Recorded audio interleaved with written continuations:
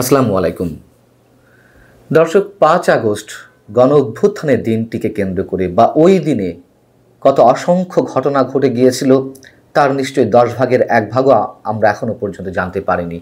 নিশ্চিতভাবেই দিন যত যাবে নতুন নতুন করে ইতিহাস নির্মিত হবে, অনেক অজানা তথ্য বেরিয়ে পড়বে।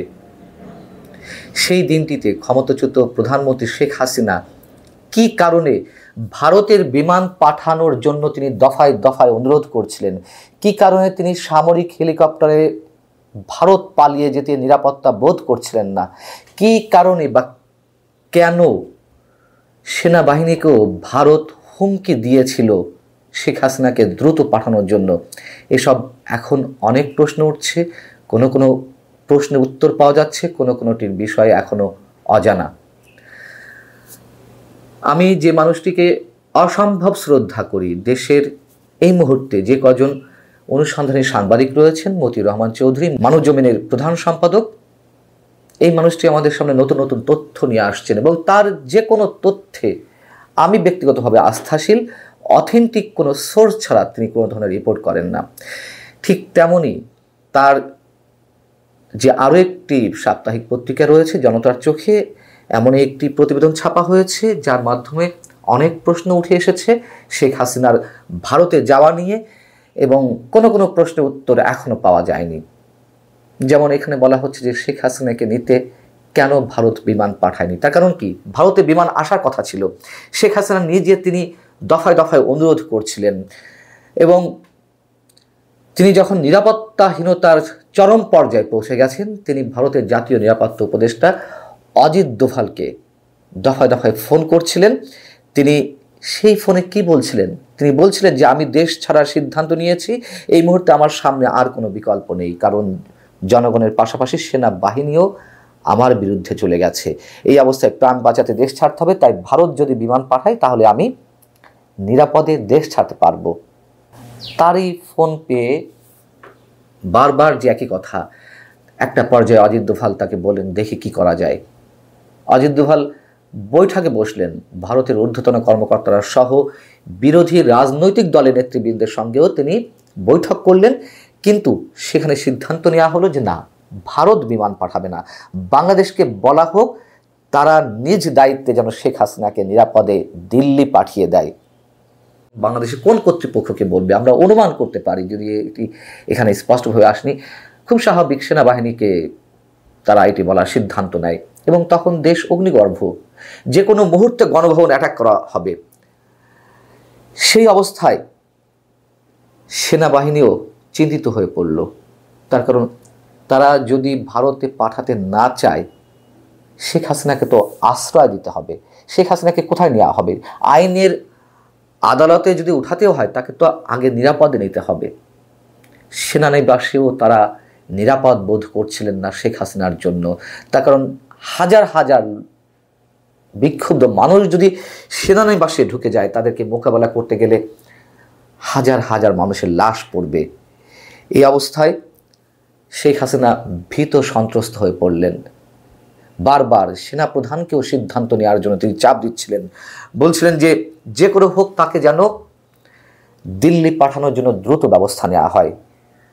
জেনারেল ওয়াকারুজ্জামান সেনাপ্রধান তিনি তার সহকর্মীদের সঙ্গে বৈঠক করলেন এবং সবাই তখন একমত পোষণ করলেন, হ্যাঁ ঠিক আছে, শেখ হাসিনাকে নিজস্ব বিমানে সামরিক হেলিকপ্টারে তাকে দিল্লিতে পৌঁছে দেওয়া হবে, এমন সিদ্ধান্ত নেওয়া হলো।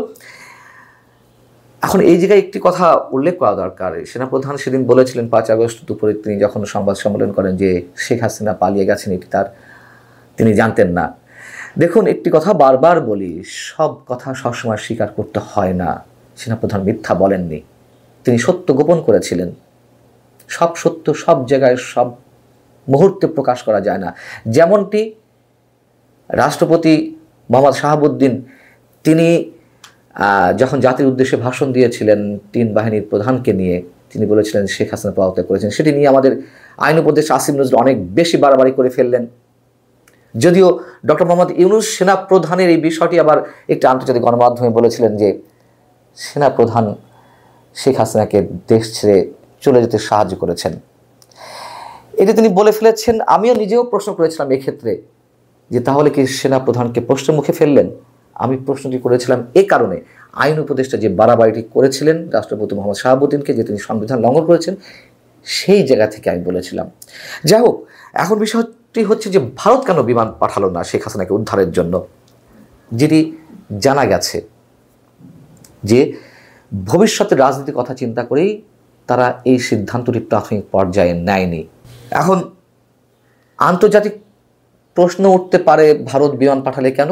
খুব স্বাভাবিক, পৃথিবীর ইতিহাসে এমন কোনো নজির নেই যে কোনো দেশের ক্ষমতাচ্যুত রাষ্ট্রপ্রধান বা সরকার প্রধানকে জনরোষের মুখে তাকে উদ্ধার করে অন্য দেশের বিমান কিংবা হেলিকপ্টার গিয়ে তাকে উদ্ধার করে নিয়ে আসছে। এবং সেটি যদি হয় সেক্ষেত্রে সার্বভৌমত্বের প্রশ্ন উঠবে। কিভাবে এক রাষ্ট্রের বিমান বা হেলিকপ্টার বিনা অনুমতিতে, উইদাউট এনি নোটিশ, যে কোনো মুহূর্তে ঢুকে পড়তে পারে অন্য দেশের আকাশসীমায়? এবং সেই জায়গা থেকে ভারত এই সিদ্ধান্ত নিয়েছিল। এবং আরও একটি বিষয় তারা বিবেচনা নিয়েছিল যে এমনিতেই বাংলাদেশের মানুষ ভারত বিরোধী, সেই জায়গায় ভারত প্রমাণ করতে চেয়েছিল না, ভারত শেখ হাসিনাকে উদ্ধার করে সে তার নিজ দেশে নিয়ে যায়নি, বাংলাদেশই শেখ হাসিনাকে পুশ করেছে ভারতে, এটি তারা প্রমাণ করতে চেয়েছিল এবং সেটিই হয়েছে।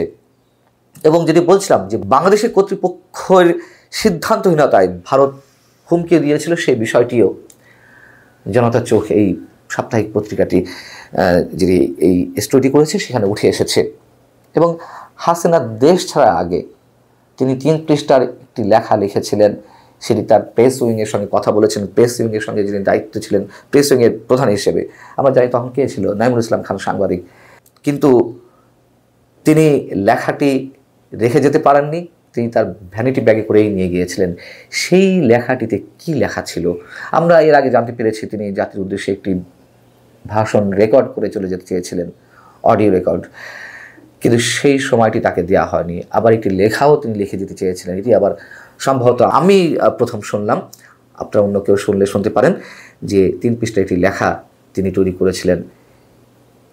কি লেখা ছিল সেই কাগজ 3টিতে, কার উদ্দেশ্যে লেখা ছিল, সেটি এখনও রহস্যাবৃত। তবে ওই যে বলছিলাম, আরও অনেক কিছুই আমাদের জানার বাকি আছে।